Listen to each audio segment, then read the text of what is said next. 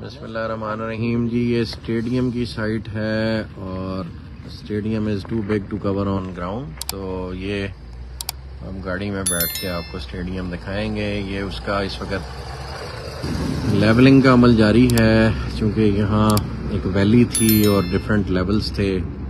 तो ये अल्हम्दुलिल्लाह स्टेडियम का तमाम मेजर जो लेवलिंग का काम है वो तकरीबन हो गया हुआ है। इर्द गिर्द छोटे छोटे क्लिफ थे मिट्टी के, वो तकरीबन 80-90% क्लियर हो गए। और आपको इस तो ये उसकी पोजीशन है जी करंट।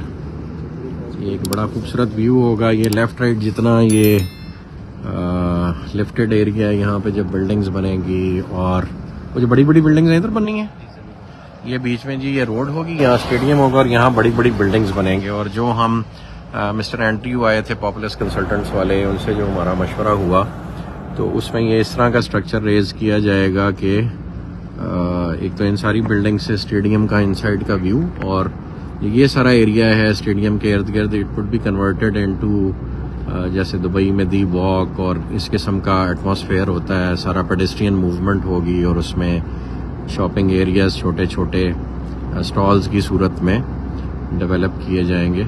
जैसे यूएसए में सेंटा मोनिका में एक है स्ट्रीट जिसको सेंटा मोनिका स्ट्रीट कहते हैं या थर्ड स्ट्रीट कहते हैं। और अब डीएचए लाहौर में भी राया के इर्द गिर्द उस तरह का एनवायरनमेंट क्रिएट किया गया।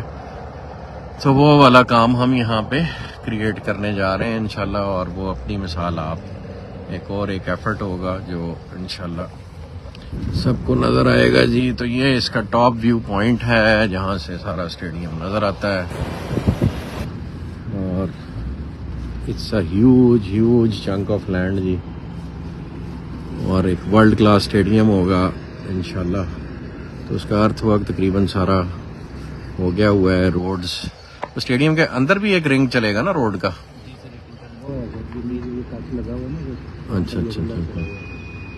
अच्छा दो रोड है। ये पार्किंग एरिया सारा जिसमें हम खड़े हैं।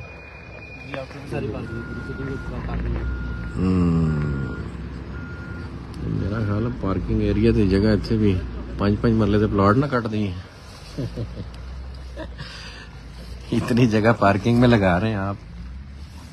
क्या नाम है आपका? भाईजान वकार साहब। सर उसके लिए क्योंकि रिक्वायरमेंट है स्टेडियम में, क्योंकि जब हमारे पास इतने बड़े स्टेडियम में लोग आएंगे, गेस्ट आएंगे, तो उनके लिए एक स्पेशल पार्किंग जरूर रिक्वायर्ड है।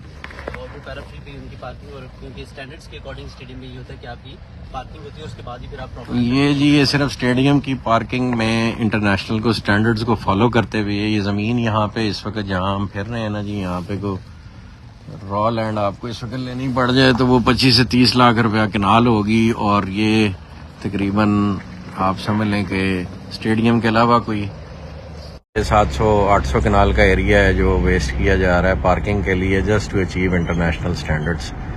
तो जिस वक्त आप लोग करते हैं, क्रिटिक करते हैं, तो जो कुर्बानियाँ यहाँ पे दी जा रही हैं प्रॉफिटेबिलिटी की, उनको भी मद्देनज़र रखा करें कि इंटरनेशनल स्टैंडर्ड अचीव करने के लिए जो है वो सारी मैनेजमेंट, चौधरी नदीम साहब, चौधरी नईम साहब और बाकी सारी मैनेजमेंट जो है वो अपना खून पसीना यहाँ पे लगा रही है, एफर्ट्स कर रही है। रियल्टर ब्रादरी भी बहुत एफर्ट्स कर रहे हैं। एंड यूज़र्स की भी बड़ी मेहरबानी है कि वो हम पे ट्रस्ट कर रहे हैं। लेकिन प्रॉफिटेबिलिटी को बिल्कुल भी मद्देनज़र नहीं रखा जा रहा और हर चीज़ आला से आला बनाने की कोशिश की जा रही है जी। ये उसका गेट है जो हम डिफेंस रोड पे बना रहे हैं। एक मेन गेट उधर चक्री रोड पे भी बनेगा।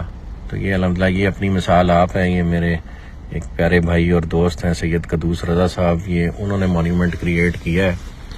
हम कॉलेज में इकट्ठे पढ़ते थे और वो बहुत सारी चीज़ें हमारे लिए बना रहे हैं। घोड़े भी उन्होंने बनाए हैं, ये मॉन्यूमेंट भी उन्होंने बनाया है।